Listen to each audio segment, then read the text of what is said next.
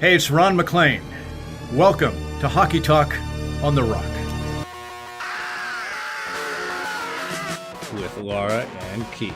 It's interesting. So let's back up a second. He played absolutely out of his mind. It made no sense to me. And now, here are your hosts.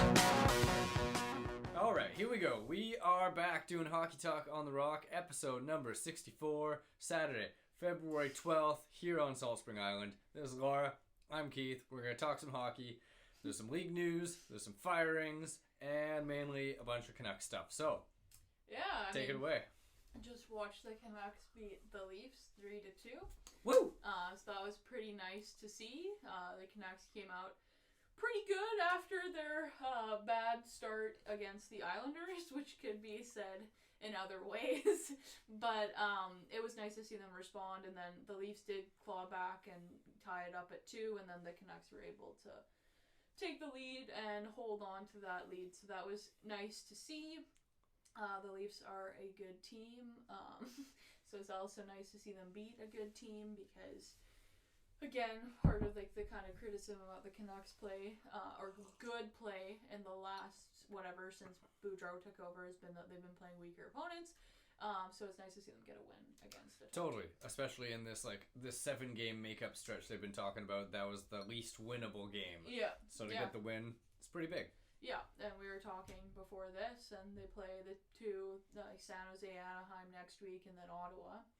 And all three of those games are definitely winnable games, and the San Jose, Anaheim games are really big for the pretty much division. must-wins if they're going to make a push for the playoffs. Yeah, if they lose those games, it's done, I think. So let's hope that they win them, and we'll keep it interesting for as long as we can. Yep, totally. But other than that, I don't think there's a ton of Canucks stuff. I mean, Travis Hamonic made his return to the lineup for his mystery, whatever. Yeah, fairly unnoticeable, but that could be good or bad, I guess. Again, I don't think it's bad having Hamonic back. Obviously, the criticism of him is the amount that he makes and whatever it is, that reason why he's not playing. No one really knows. But I think if he's healthy, he's a good addition to the Canucks lineup. I know a lot of fans don't like him. I don't mind him. I thought just in terms of defense with Quinn Hughes being out in the COVID protocol, it has been noticeable. There's been jokes about it, but it's true. Oliver Ekman-Larsson has looked much more offensive, and obviously he's been told, hey, you need to step up in this role when Hughes is not here. He's not Quinn Hughes, but he is getting points, and he's getting chances and looking good. Mm-hmm. And that's nice to see. I also think Luke Shen has played very well in these last few games. And I would not be surprised to see the Leafs try to reacquire Hughes. Hot Shen at the deadline. I think that's kind of someone that they would look at. He's cheap. They've had him before, and for the type of role that they need in the playoffs, he would fill it. So we'll see. I've been thinking about that for the last week. And a little bit that we had been talking about back and forth is it seems like Noah Juulsen has stepped in nicely, and he's a bigger body, and he can probably fill that role if they do trade Shen out. So. Yeah. And again, I actually really like Shen. I'd be okay if they kept him for what they're paying him and the role that he's played on this team. I think he's been good. So he'll be one to watch as the deadline gets nearer here. But I think that's basically all the Canucks news. They had the entertaining game against Arizona, but it was Arizona. Yeah. So it was fun. And then the poor start against the Islanders, which 2 of those 3 goals were just awful bad luck bounces, but you can't come out that slow either. No. So. And I mean, the Canucks, to be kind of Debbie Downer here for 2 seconds, there is definitely flaws in the Canucks game, and a lot of the reason why they have success is because of Demko. And I mean, we saw that again tonight where he made 50 saves. Yep. He's been unreal, and I'm not saying Halak is a bad goalie, but it is noticeable when Demko isn't in the net. So just little props to Demko. And then maybe a little bit of con to the Canucks defense, but we've known that since the whole Benning era, the Canucks defense has been there weak. For sure. So it's not news. But there was league news that was interesting. We had 2 firings this week. I got the Habs jersey on. We'll start with the Habs. Yeah, so I was honestly a little bit shocked, just because they just went to the final and extended Ducharme right after the final. for 3 years. Mm-hmm. So now they're paying 3 coaches, I believe, or is it 4?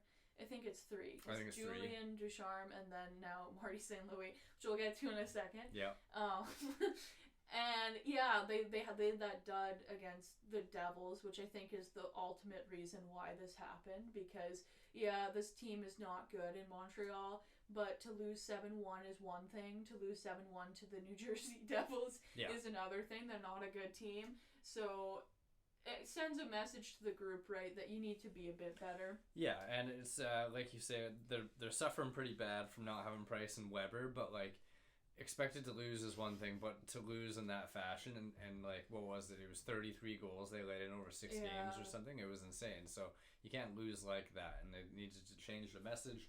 And like you informed me after the Hard St. Louis, because they brought in Le Cavalier as an assistant GM, so the Montreal Lightning are a thing.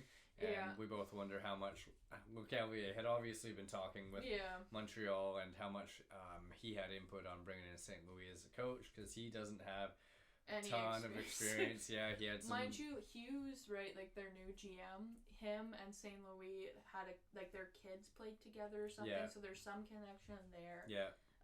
And people say that when they saw them together, or people who know both of them, weren't surprised by this hiring. So I don't know how much of it is Ken Hughes or how much it is, Le Cavalier saying, hey, here's my buddy. And yeah, and I mean, he only in the NHL level had the experience as like a power play advisor, a special teams advisor in Columbus for a year, but Tortorella did come out and say that he pushed really hard to try and get him to stay full time, and he didn't want to. So yeah, he's obviously not an idiot. No, I think like honestly, the fact like okay, Marty St. Louis had a very successful NHL career and he's been involved in hockey his entire life. Yes, he doesn't really have any coaching experience besides coaching his kids or whatever the joke is, but obviously he's not an idiot. And listening to his press conference, he made some points that were interesting, I thought, and it sounds like he's going to bring that same passion and kind of underdog attitude to being a coach that he did to being a player. I mean, it's still odd. I'm not going to say it's not odd because there's probably people out there that would be more qualified, but again, if you're bringing him as the intern for whatever these last 2-3 months here, see what he can do. It's if not now when kind of thing for him. So it's his shot. People have been pointing to Rod Brind'Amour as having kind of a similar entrance into coaching, but I think Brind'Amour did work as an assistant for a bit. I think he did too. Anyway, so you never know, and I will say for Montreal, specifically for Cole Caulfield, I think it might be worth it just for him to have Marty St. Louis for these 2 months to get his confidence back. Yeah, right? He's got 2 goals since he came in, so that triples his season total. Yeah, and I mean we saw it in Vancouver here with Patterson, but when people or these skill players lose confidence, it can really dramatically affect their games. And I think for Cole Caulfield, that was a lot of what was going on. So probably having him for his coach is going to be really motivating. So just to stay on Montreal real quick, I know we talked about Toffoli to Calgary before as a heavily rumored thing, the Daryl Sutter connection. Yeah. I actually read this week that if not Calgary, LA is making a heavy push for the reunion. I also saw that. And that makes sense, right? Yeah, they want a little more scoring. Yeah. So I could see it, but it seems like Toffoli getting traded is like him and Sherrod are probably the most likely guys to go. And I mean, it makes sense too, right? Because Toffoli has term, and it's a very nice cap hit, as Canucks fans know. So, I mean, I would prefer if he went to LA because I don't know if I can handle going to Calgary. Too many Canucks. There's too many ex-Canucks there. It's too confusing for me. So, I mean, yeah, just side note, props to Markstrom because he's just having an unreal season. Yeah, what was it, his 6th shutout? Eighth shutout? Yeah. He has more shutouts than the Montreal Canadiens have wins, or the same amount. I can't remember. It's one of the two. Yeah, it's paying off in the hockey pool for me. But so, moving on to keeping with the coaches. The tire fire that is the Edmonton Oilers moved on to their 5th coach in McDavid's 7-year career, I think it is. Is that right? Yeah, that's right. So they fire Dave Tippett. They bring in their AHL Bakersfield coach, Jay Woodcroft, who apparently has really high reputation working with Hockey Canada and working within the NHL and the AHL so far. They say Evan Bouchard is kind of going to get the Caulfield boost and play better and get better power play minutes and this and that. And they needed to do something. I don't know if it's the right move. Well, I think we both agreed forever that like addressing the defense and the goaltending is the right move, and now they've not done that again when they brought in Evander Kane, got a new coach. Yeah, I don't know, man. I mean, Ken Holland is a question mark for me these days. I think Ken Holland knows that if the Oilers miss the playoffs, he's done. Oh, he has to know that for sure. Yeah, so what he's hoping for is, I mean, the Oilers are in a similar-ish position to the Canucks right now, though they're better off because they haven't played as many games, but in terms of points, they're sitting right around the same amount. Mm-hmm. And so he knows there's a chance that third spot in the Pacific is kind of up in the air. Yeah. Anaheim's not even in it right now. They're in the wild card, but right now it's like LA, Calgary, and Vegas. I think Calgary's probably going to end up winning the division unless Eichel comes back and makes a big splash with Vegas. They haven't been playing that great. So those two top spots, I think, for sure locked up. LA is a question mark for me. They've kind of been gifted that spot right now because no one else is in it. Yeah. And then Anaheim's kind of clinging on to the wild card, which I think is probably going to be two Central teams. Anyway, total side note. So I get the idea that maybe if you get that like Boudreaux boost that the Canucks got or bump, that you can push this team into the playoffs and maybe save his job for one more season. But I honestly feel like if you're Daryl Katz and you see this team, and as we've said, you know, we're not working in hockey, and we can pick apart the flaws of this team very, very easily. Totally. So you got to think that whatever happens, unless they win the Stanley Cup, I think that they're going to have a new GM this offseason, and then he'll hire his new coach. And who knows, maybe it will be their AHL guy that they've got now, but... Yeah. They'll probably give him at least a full year, you'd think, after this one. Yeah, you'd hope so. You'd hope so. But, you know, it is funny. I've seen all sorts of articles about when are we going to start talking about McDavid as a coach killer like we talked about Ovechkin early in his career. And it is true. Like, McDavid has had a lot of coaches, but he also hasn't He's not the problem. No. I don't think anyone's going to say that. Yeah, I mean, the Tyson Barrie contract was a poor decision. Yeah. Bringing in Duncan Keith was a poor decision. Yeah. Giving Darnell Nurse $9.5 million for like the rest of ever is awful. So their blue line is screwed, and there's so much money tied up, and it's very similar to Vancouver. Yeah. It sucks for them. Yeah, it sucks for them. It's funny. As Vancouver fans, it's great. Yeah. Because it seemed like McDavid and Draisaitl were going to dominate the division for years, so it's kind of fun to see them stumble. And if they do miss the playoffs, I will be very interested to see if McDavid wants out. Yeah.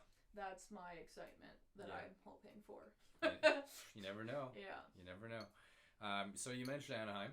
Yeah. So we'll quickly tour over to them because they finally hired a GM. Right. I forgot about that. They got Pat Verbeek in, which I think is a good hire after doing some reading because apparently not publicly but quietly Steve Yzerman has been saying he's ready for years.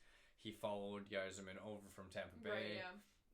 And he's, you know, obviously a student of his, and they work together, and he's a smart guy. So, on the surface, without knowing too much about it, it seems like it's a good hire, and it'll be interesting to see. Like, he's got 3 players to really decide on here moving into the deadline if Anaheim's going to make the playoffs or not. Yeah. Lindholm, Manson, Raquel. Yeah. I feel like regardless where they are, they might move Raquel no matter what. I think so. I think the smart money for him would be try to resign Lindholm, and I bring this up to relate to Canucks fans as like him and Drysdale are like I think it's the first or either second most paired together minutes for the season defense pair. Okay. And Drysdale's playing quite well offensively as a young guy, and we just saw what happened to Hughes when Tanev left. Yeah. And I feel like they want to avoid that. They might want to, you know, what is he, 28, Lindholm? Yeah. And they might be, you know, iffy to give him all the term, but it might be worth it. It might be worth it. So that's going to be interesting to see, especially if they start to fall out of the playoff race, what they do with him. I mean, the other thing that's interesting with Anaheim too, right, is like I think both of us in our preseason rankings or whatever had them last in the Pacific. And regardless if they make the playoffs or not, I kind of view them a bit like Detroit in the sense that I feel like they might think they're further along their rebuild than even they expected. Right. So a guy like Lindholm, at the beginning of the season, I assume everyone thought, yeah, we're going to trade him. But now, when you think, okay, we've stayed competitive, we're in the race, Zegras is getting better, Drysdale's getting better. We're bringing in these young guys. We still have John Gibson, who is a very good goalie. Exactly. Maybe it is worth it to re-sign Lindholm. I'm not too sure what their cap situation is like, but I don't think it's awful. Not yet, no. So, they are trying to save money for these kids because they're going to all make lots. A lot, yeah. But I can see them moving Manson because he's like 30 now all of a sudden, which it feels like he got drafted yesterday. Yeah. And I feel like there's so much interest in Manson too. It's like, again, I feel like for sure Manson and Raquel, and I could see them either keeping or trading Lindholm depending on what they get offered. But yeah. And I mean, they've drafted so high and so well the last few years. They have the players who can move in to fill those spots for Raquel and Manson. I feel like. Yeah. Mainly Raquel. Like forward, they have a ton of young guys who could slide up there. I feel like. So, the other thing, sorry, are we done with Anaheim? I was gonna say that's all I got for Anaheim, but it'll be interesting to watch them moving forward the next 6 weeks here. Yeah, the other thing I was gonna bring up, going back to the Canucks, which I also forgot happened this week, was they hired their second female AGM. Oh, Cami Grano. So that was kind of cool. And she was scouting for the Kraken. Yeah. So she comes over and joins their front office in Vancouver. And so far, everything I've read has been pretty positive. So it's good to see.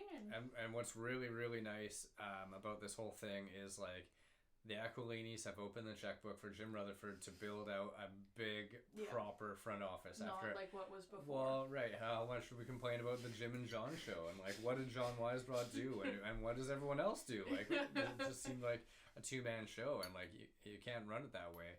Especially, I know we've talked about on this podcast before, the Tampa Bay Lightning have such a big front office. And look how successful they are. Like, you have to have... And I do also like how they're, as you say, like they're being right up front with what the responsibilities are for each of these AGMs, which is pretty cool to see. And he's, for a guy for an old guy who's worked in hockey his whole life, like they said this on the broadcast tonight too, like he's been very progressive with his hires. So it's going to be interesting to see how it turns out. And totally. You can't argue that he's not going with the times. So we'll see how this new look front office does, and it's exciting to be a Canucks fan and to feel like there's some competent people in there for once. Totally, yeah. I totally have like already so much more faith and belief in this team, and they haven't done anything except hire people. But it's gonna be good. I think I got a good feeling moving forward. Other league news. We'll hop over to Boston real quick, and probably most of hockey fans saw Marchand, sucker punch Tristan Jarry in the head and then come back at him and try to high stick him in the face. And, basically the Penguins didn't do anything about it, which sucks. Weird, and now the prediction is like the Penguins are going to make a move for a enforcer type player because they don't have anybody to go destroy a Marchand. Well, it is also interesting because it's very possible that could be a first round playoff matchup. That's true. So that would be something. I mean, I would watch that series now. But yeah, I mean, my unpopular opinion with it was I read about it before I saw it, and so I had, I think, just this idea in my head that it was like awful, and based on his history, no argument, he should have been suspended, but I actually thought 6 games was excessive. So he did appeal it. It'll be interesting to see if they knock it down. Oh, I didn't know they appealed it. Yeah, he appealed it. He came out and was like, none of these plays were actually going to injure anyone and blah, blah, blah, blah, blah. So, anyway, he appealed it. We'll see what happens with that. But it was an interesting night. And then there was the other suspension in the Minnesota game where Marcus Foligno needs someone in the head. Yeah. And see if you look at those 2 plays back to back, to me, the one with the knee in the head was more intense. Yeah. But again, obviously, I get it. It's Marchand, and he probably should realize that if he does anything remotely gray area, he's gonna get the book thrown at him. Yeah. So I think comparing those two, like the 2 things I'd point out is it's a twofold thing.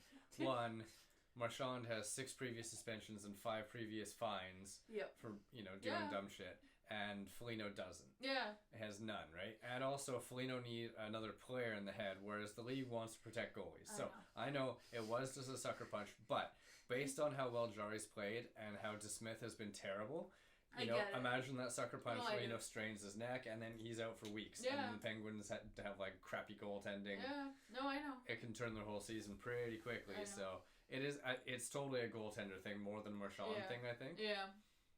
But Yeah, controversial, and Yeah. I'm totally happy to see him out for 6 games. Yeah. No complaints there for me either. Yeah. So yeah, other league news. I think that's it. I feel like I did think about something else and then I forgot. Okay. But yeah, I feel like that's probably it for We could always tonight. throw it in our next one, and Yeah. then let's just end with a quick little rapid fire coming to the deadline. Okay. Let's say Canucks fall out of Yeah. contention. Neither of us want that. We want to see an entertaining run and they make the playoffs. But let's say they don't. Yeah. Traded or not traded? Yeah. Okay, Garland. No. Besser. No. Horvat. No. Miller. Yes. Okay. Okay, you want to keep going? Yes, Mott. Yes. Okay. Halak. No. Spencer Martin. No. Okay. I don't know if I have any more. Luke Shen. Yes. And Travis Hamonic. No. Okay. Brad Hunt. No. Okay. We got a couple in there though. Yeah. We'll see. We'll see. Time will tell. We'll Knock on see. wood. They, Yeah. they pull it off and they do a big run here. Yeah, it would be fun to watch them, you know. Watch them go on a run here. I hope that it's good and it's not heartbreaking. Quickly, final note. I Yeah. do want to say on this, but also to you, I think must-watch hockey will be the next Winnipeg Minnesota game. Oh yeah, totally. Because that was such an intense game, Yeah. and like they had the double scrap with 2 fights going on at once that doesn't really happen Yeah. anymore, and like it was just it was angry hockey. insane, yeah. So I think the next game between those two teams is going to be It's heavy. gonna be good, and Yeah. they have that cross-border thing going on, like what we Mhm. hope the Canucks and the Kraken are gonna have. totally. It's good. I would love to see that as a playoff series. I think that would be sick. So Mhm. we'll see. Yeah. But yeah, I agree. Okay. Cool. Well, let's wrap it up. We've done another episode of Hockey Talk on the Rock, episode number 64. So, thanks everyone for watching. Come back next time. Woo!